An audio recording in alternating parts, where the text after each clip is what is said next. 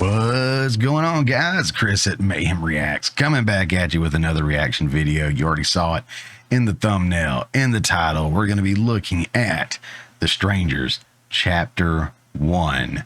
I have my feelings on prequels and sequels and reboots and all this and that. I don't feel like most of them are very good. You know, I don't think they're done very well or with the right intent.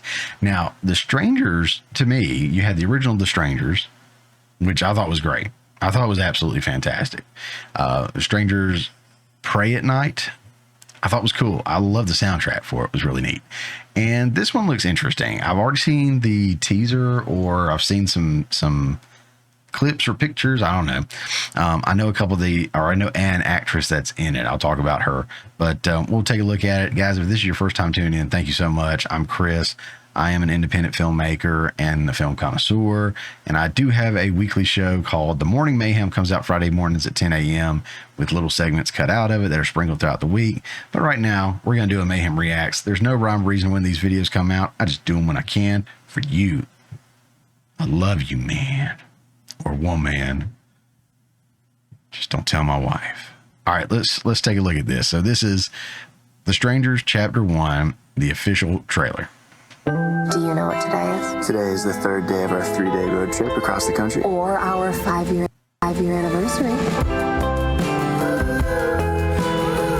What a cool little town. So yeah, she's the chick I am familiar with a little bit. Of course, there she is. Beautiful girl. My wife watched a show called Riverdale, and she was on it. First of all, I got a thing for redheads. And she's good looking, and then she can sing. So I remember when all the Little Mermaid drama was coming out, when they were redoing the Little Mermaid, I was like, hey, she would have made like a great Little Mermaid with her looks and the ability to sing and everything like that. You know, nothing against the actress they did pick, but I was like, golly, man, this would have been awesome.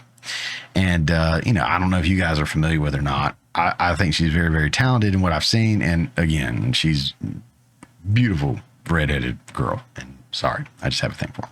Town. I actually like this so much better than a hotel. I bet the people who live here are really happy. Tough crowd, right? Hi. Hi. Kids are scary, dude. Kids are scary. Keep that in mind, guys. If you're not ready for kids, wrap it up or abstain. Kids are scary. Do you hear that? Hear what? The silence. It's nice.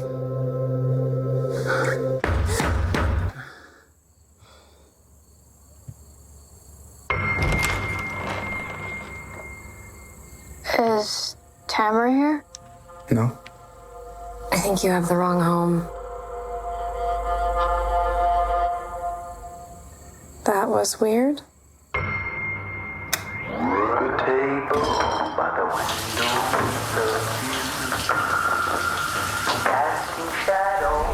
Oh, there I am checking her out. I'm a perv. Can't help it. They did so good in the first one that it was hard to top. The second one was a little bit of a departure from the first one, in my opinion. Not just the location that they used for it and everything like that, but the way they had to adjust to that different setting. You know, instead of them just tormenting them in one location, they tormented them in an entire little town. If you haven't seen that one yet, I do suggest it. The first one was great. I think it was the first film that my wife and I ever watched together on a little date night at my house when I was living with a buddy. And we watched that, and it's our little movie that we watched. And then Strangers 2, Pray at Night was great. We watched that together, and I enjoyed it. Like I said, it was neat how they adapted to. They didn't do the same thing over again. I'm hoping they don't do the same thing over again here, but they're so good at it. I wouldn't be absolutely pissed off if they did. I was trying to think of a better word. I just couldn't. Like if they stuck to the same formula as the first one, change it up where it's fresh, but the same, just kind of move a little bit here and a little bit there, and there's somebody standing there. They did that so stinking good in the first one. I'd be down for it. I'd be down for it. Let's keep watching.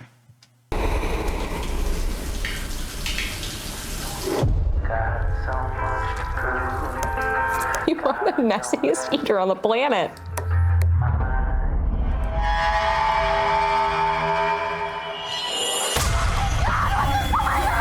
Lock the front door.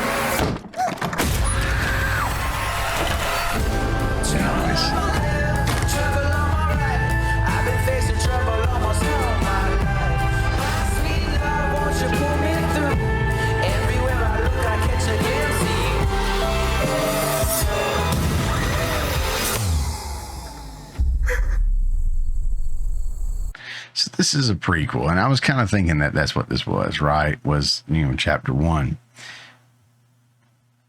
I don't know if the music gives me the vibe that it's a prequel or not.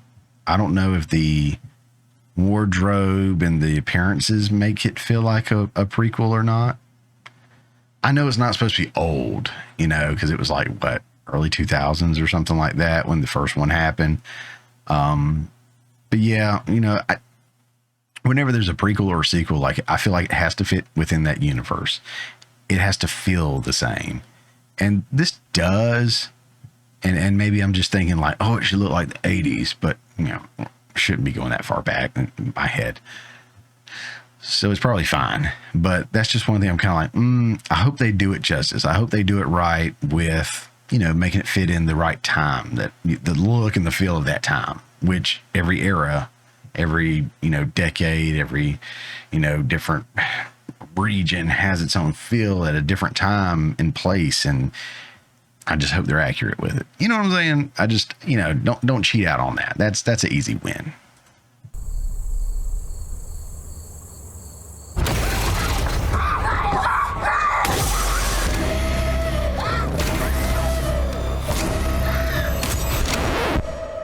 Why are you doing this to us? Because you're here.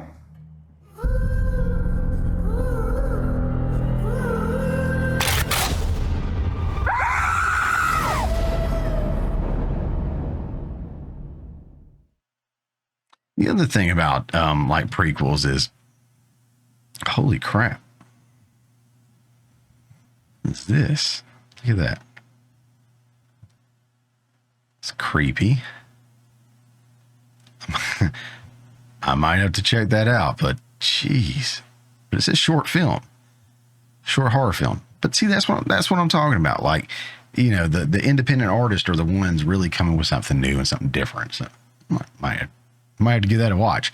But yeah, so like, with the prequels or sequels again, fitting the universe is big, but then you also limit yourself to, because like, he's not going to kill that chick when he had the shotgun pointing at her. He's not going to kill her because she's in later on. She's in 2 more, unless it's a completely different person. I guess there's that. But it's not likely that's going to be the case. So that the weight isn't quite the same. That's one of the things a lot of people said, like, oh my God, what was the Avengers movie? Not Endgame, but what was the one before Endgame? Oh my God, I'm an idiot.